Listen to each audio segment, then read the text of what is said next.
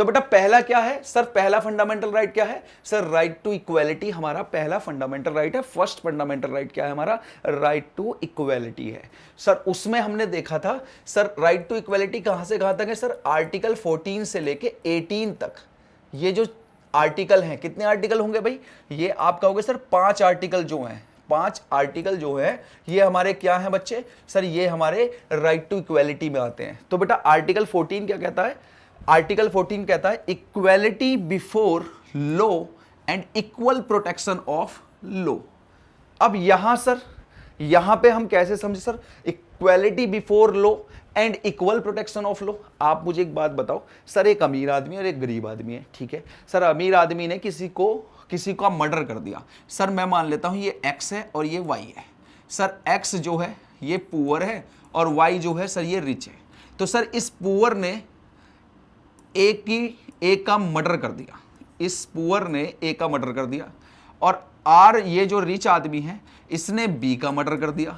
और sir case चलते चलते पता लगा कि सर ये पुअर आदमी ने हाँ वाकई में ही इसका मर्डर किया है, और ये जो रिच आदमी है इसने बी का मर्डर किया है, ठीक है। कंफर्म हो गया कि दोनों ने मर्डर करे हैं, इसने मर्डर करा है, इसने मर्डर करा है, कंफर्म हो गया है। तो बेटा अगर कानून में सजा लिखी गई है मर्डर की, भाई आपको लाइफ इंप्रिजमेंट होगा। अगर किसी को मारा जाता है तो उसमें कौन सी सजा दी जा रही है सर, लाइफ इंप्रिजमेंट की। तो सर ऐसा कभी नहीं होगा कि दोनों पे मर्डर साबित हो गए हैं तो सर गरीब आदमी को लाइफ इंप्रिजमेंट दे दिया और सर रिच आदमी को बोल दिया कि चलो भाई तुम्हारी तो 20 ईयर्स की जो सजा है वो कर दी जाएगी क्योंकि आप अमीर हो। ऐसा नहीं होगा कानून के सामने। कानून के सामने दोनों इक्वल हैं। दोनों ने एक जुर्म करा है सर, इसने भी मर्डर किया है और इसने भी मर्डर किया है। तो बेटा मर्डर की सजा लाइफ इंप्रिजमेंट है तो इसको भी लाइफ इंप्रिजमेंट मिलेगा। हाँ मैं समझ पा रहा हूं आपके दिमाग में क्या चल रहा है, सर ऐसा तो कभी होता ही नहीं है, अमीर आदमी तो बच निकलता है। बेटा वो क्यों बच निकलता, मैंने क्या बोला बेटा, अगर सिद्ध हो जाए, अगर जज के सामने ये क्लियर हो जाए कि भाई इसने इसका मर्डर किया है और जज के सामने क्लियर हो जाए कि गरीब ने भी मर्डर किया है, तो बेटा सजा दोनों के लिए एक ही लिखी हुई है। कानून में किताब जो लिखी हुई है, कानून में जो बातें लिखी गई हैं कि भैया सजा तो सेम ही मिलेगी, चाहे कोई भी हो सजा तो सेम ही मिलेगी अगर वो क्लियर हो जाती है तो बेटा इसको कैसे याद रख सकते हो सर, आर्टिकल 14 को क्या रख सकते हो आप, याद रख सकते हो सर इक्वल लॉ। क्या याद रख सकते हो, इक्वल लॉ। इससे आपको समझ आ जाएगी जहां भी सर लॉ से रिलेटेड बात चल रही होगी ना फंडामेंटल राइट्स में, तो सर वो आर्टिकल 14 है। ये इसका की पॉइंट है, इक्वल लॉ। आगे चलते हैं बेटा आर्टिकल 15। आर्टिकल 15 में prohibition of discrimination on grounds of religion. देखो यहां 5 बातें होंगी बेटा, religion, race, caste, religion, race, caste, sex या जेंडर और place of birth. Place of birth मतलब इन 5 बातों के तौर पे किसी के साथ डिस्क्रिमिनेशन नहीं किया जा सकता, ठीक है।